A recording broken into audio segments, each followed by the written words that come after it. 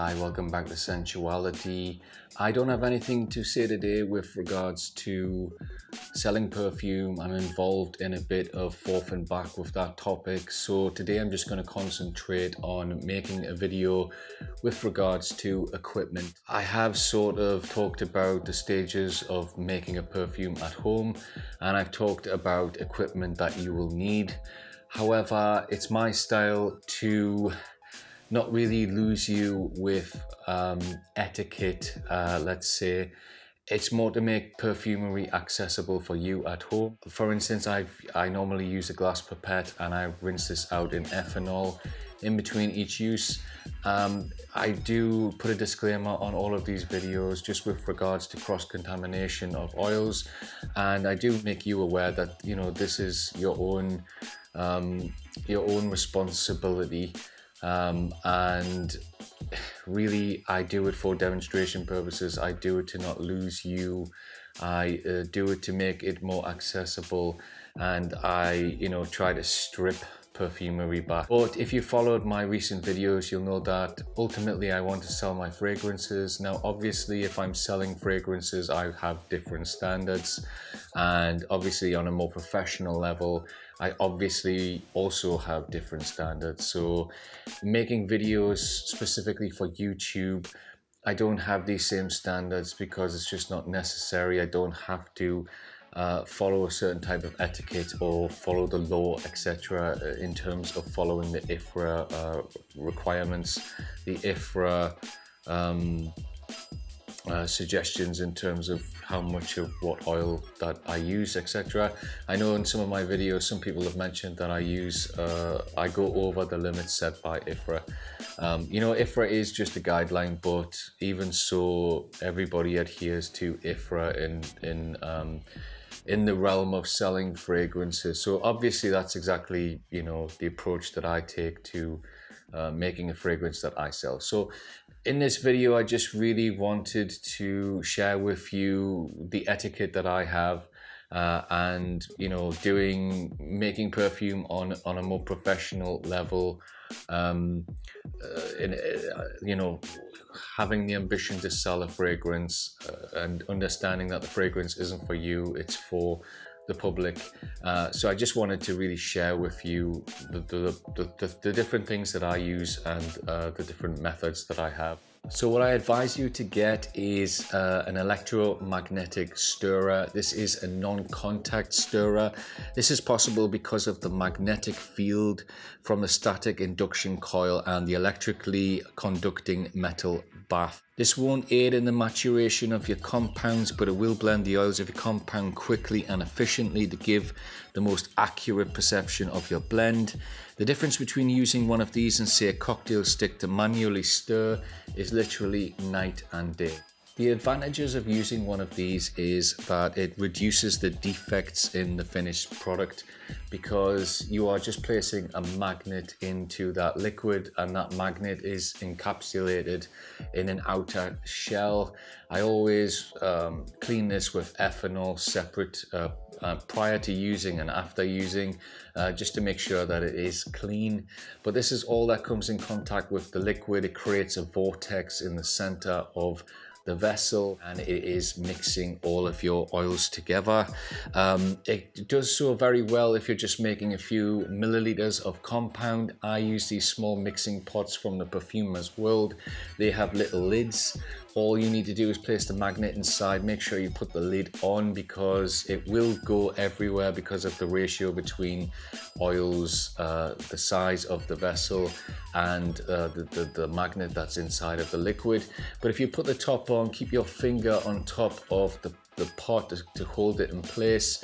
Turn the EMC machine on. The magnetic field will be activated, and you just need to decide what speed you want to go at, and the magnet will create a vortex in the center of the vessel, and it will blend all of the compound together. The same if you are trying to produce your finished product and you are mixing your compound with ethanol, and let's say you're making a larger batch and you are using your compound and your ethanol and you have all of that liquid, it will still mix all of that together.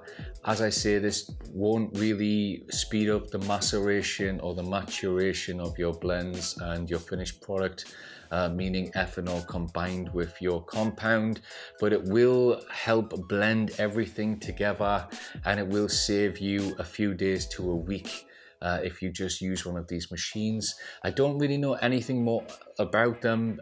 I mean, it speaks for itself, the results that you get. As I say, it's literally night and day, which is why I really enjoy using one. It really helps in with the perception of your actual compound. This is also known as a laboratory pipette. I have a 0.5 to 10 UL adjustable single channel pipette, and I can go up from 0.5 UL in increments of 0.1 UL until I reach 10 UL. UL is a measurement that represents a microliter. So to give you an idea of how precise I can be, 1 UL equates to 0.001 milliliter. So I can add minute amounts and effectively and accurately reproduce my formulas precisely. This is what they use in laboratories. You can buy many different variations, all allow you to administer varying amounts. What I do is I use individual glass pipettes for adding the bulk of an oil, and then I use my single channel laboratory pipette to completely control the final weight of that oil.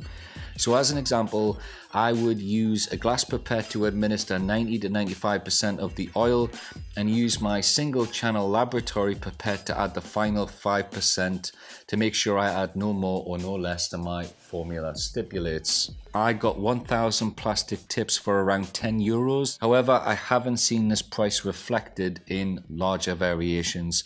It seems that as the tips get bigger, they also get more and more expensive and are no longer cost effective. The other thing I purchased was a 2.5 litre ultrasonic cleaning device. I bought this as part of the GMP, which is the good manufacturing process, and something that you have to adhere to if you want to sell perfume. This basically cleans my pipettes, mixing pots, beakers, etc. And it ensures environmental control, as they are the only things that I clean in this device. If I was using the dishwasher, they would also be mixing with plates, pots and pans, etc. And there would be a chance of cross-contamination. This way, I keep everything to do with perfumery separate.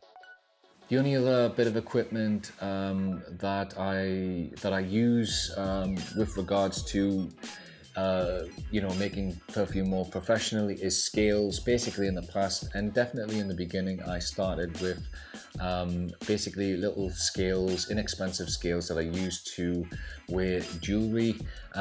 These are quite all right in the beginning. Perfumers World actually sell these on their website, and I commend them for that, because it just makes it more accessible for people with just pulling that cost down in the beginning. But you definitely do need to invest in a very accurate set of scales. However, I bought these scales before I decided to sell perfume, and after looking into it, I haven't quite made my mind up about this. I'm still researching it, but I think that if you are going to sell perfume, you actually have to, there's a calibration law, and you have to have a set of scales which have been officially tested and are made for trade. And then, as I understand it, every 2 years you have to get these scales recalibrated officially. But I'm not 100% sure, because perfume is sold in volume. However, the compound you make your compound in grams, so it would definitely need to be calibrated for the grams aspect of it. But when you've got your finished product, you're selling it in 30 milliliter bottles, 50 milliliter bottles, 100 milliliter bottles. So it's then no longer about grams, it's about volume, it's not about weight. So I'm still trying to figure all of that out.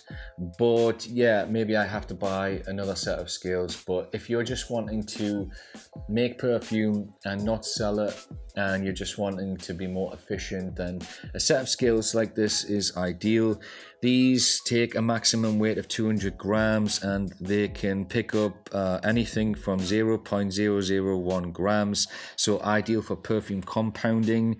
It has glass panels around the exterior and these act as a wind barrier. You can access the scales from the top and the side panels. This one has a manual calibration, but you can get some that have an internal calibration system. You can change the sensitivity via the digital display. This is really good. I tested this out. I had to make mine super sensitive in order to pick up the 0.001 gram. And this does introduce other environmental aspects, not just the wind, but if you've got any electrical devices on in that room, it is going to interfere with your scale. So you do really have to turn off your computer, your TVs, etc. In order to get the best results. But yeah, I really recommend these scales. They really work efficiently and accurately time and time again. These scales are electric and they also have a connection for a computer, and that's basically it. That is basically the standard of etiquette that I have when I am making my perfume. That's not to say that on videos I won't just revert back to using a glass pipette and using it for every oil that I use and just cleaning it in ethanol in between, because I just do this for ease of use, for quickness, for just to make it more accessible without sort of, you know, having all these bits of equipment and putting you off. Because really my videos are aimed at the person who has an interest and hasn't yet begun, because there's so many people who just turn away if something seems a little bit too daunting, or if, you know, that's, I mean, perfumery is a very expensive hobby to get into, so you definitely have to spend money on your oils. But, you know, then if somebody's telling you you have to spend money on scales, and then you have to spend money on lots of disposable plastic pipettes, etc., it can just easily put you off. So I really believe in making it as accessible as possible. So that's why I make the videos I do, and I do them in the way that I do. But I do actually have different pieces of equipment, and I do, on my own perfume journey, you know, try to be more and more accurate. And what I'm enjoying at the moment is really using lots of trace amounts of things, and this laboratory pipette is ideal for that. It allows you to have control over how little you want to add. You can really add minute amounts of things, and you just can't do that with a standard 1 milliliter pipette, 2 milliliter pipette, 3 milliliter pipette. You know, those drops are gonna be the same time and time again for the different oils that you're using. One drop, there will be fluctuations, slight fluctuations, but they're basically gonna be the same drop if you drop from the same angle repeatedly. They will vary from oil to oil because of viscosity levels, but, you know, generally a drop of labdanum is going to weigh the same the next time you use a drop of labdanum, with just a minute fluctuation. Whereas if you're using one of these micro pipettes, you can actually you can add the smallest amount, because you can control how much comes out of the pipette. So yeah, I do actually recommend these kind of things. They all work for me. I do find them all very beneficial, and they're definitely something that you can progress towards. Now, in terms of expense, my electromagnetic stirrer was around 50 euros. The pipette was 50 euros, and I tried out several before I settled on this one, and each one was the exact same price. So I haven't seen them cheaper, but I have seen them more expensive. But 50 euros is basically what I invested. And then it was 10 euros, around 10 euros for 1,000 of the small little plastic tips that go on to the end of your laboratory pipette. Now, as I said, if you get bigger ends that allow you to administer larger amounts of liquid, it does get more pricey. I've seen these tips for as much as 50 euros for 400, and that's not going to last you a very long time. I'm not too sure whether these can be cleaned to be reused. Certainly the plastic beakers that I use from Perfume as well, they do really clean well and the smell comes out of the plastic. But yeah, I would have to find some literature on that just to be sure, because I'm not specifically that sure. I did try cleaning them in my ultrasonic cleaning device, and to me they seem to have cleaned really well, but I don't know for definite if they have. And if I was to reuse them and then administer oils to make up a compound that I was going to add to ethanol and then, you know, sell as a finished product, I would really need to know definitely if that was clean, just to have the quality control. So I don't really know whether they can be reused, but the pipette that I have, they're relatively cheap. I mean, you know, 1,000 is quite a lot, and you can make a lot of perfumes with 1,000. So that's all I have time for today. I just wanted to get a video out, really. It's been a couple of weeks since I made one. I basically had COVID for around about a week and a half, and that's completely gone now and everything's fine. So yeah, I'm putting this video out, and since I can't really sell my perfumes at this present moment in time, I'll try and get a few more videos out that kind of just, you know, follow suit in, you know, from all of my old videos, which are basically talking about materials or sharing a formula or something along those lines. So thanks for bearing with me. Have fun making perfume, and I'll see you again soon.